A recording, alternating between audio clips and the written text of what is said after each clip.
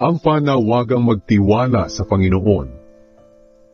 Sinabi ng Panginoon, "Makinig kayo sa akin, kayong mga gustong maligtas at humihingi ng tulong sa akin.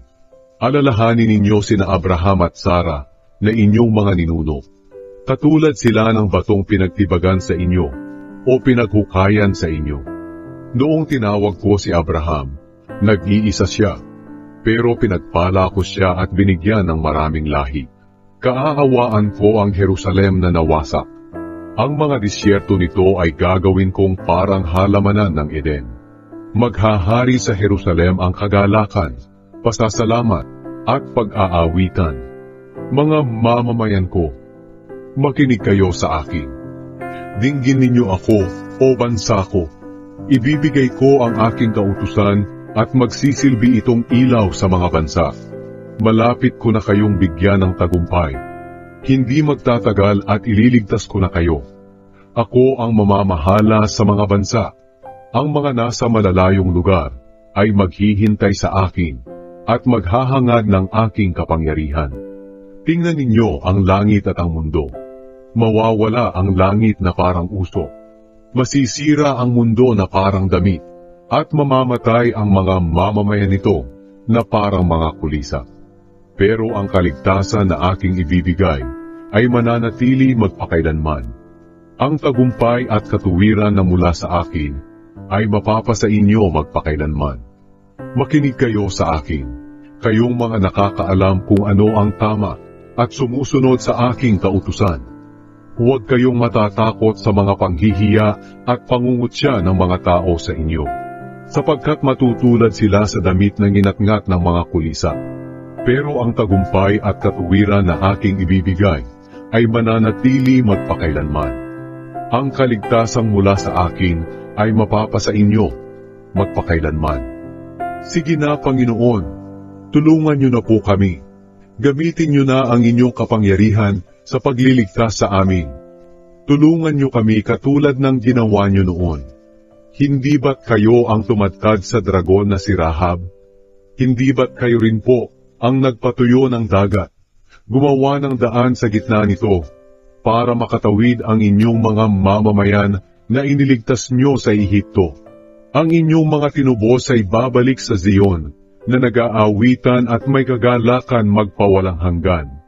Mawawala na ang kanilang mga kalungkutan, at mag-uumapaw ang kanilang kaligayahan.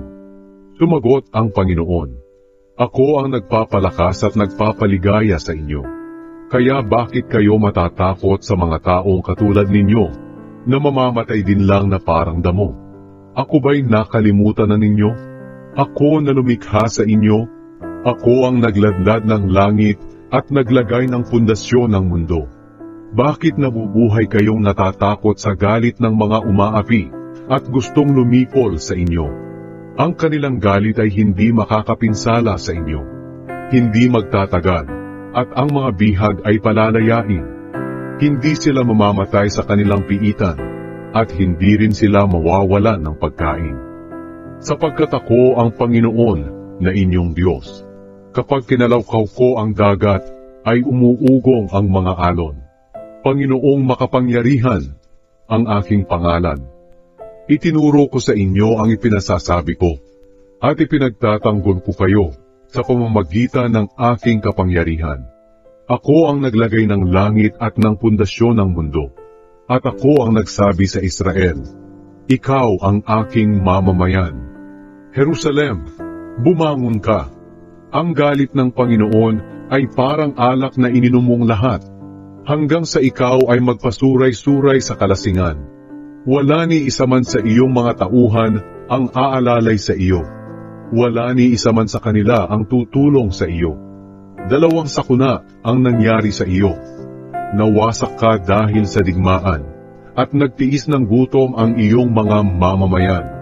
Walang naiwan sa mga mamamayan mo. Nalilingap at aaliw sa iyo. Nanlulupaypay sila at nakahandusay sa mga lansangan. Para silang mga usa na nahuli sa bitag. Dumanas sila ng matinding galit ng Panginoon. Sinaway sila ng iyong Diyos. Kaya pakinggan ninyo ito. kayong mga nasa matinding hirap at nalasing ng hindi dahil sa alak. Ito ang sinasabi ng Panginoon ninyong Diyos na kumakalinga sa inyo. Makinig kayo. Inalis ko na ang aking galit na parang alak na nakapagpalasing sa inyo. Hindi ko na kayo paiinuming muli nito. Ibibigay ko ito sa mga nagpahirap sa inyo, sa mga nagputos sa inyo na dumapa, para tapakan nila kayo. Tinapakan nila ang inyong mga lingkod, na para bang dumadaan sila sa lansangan.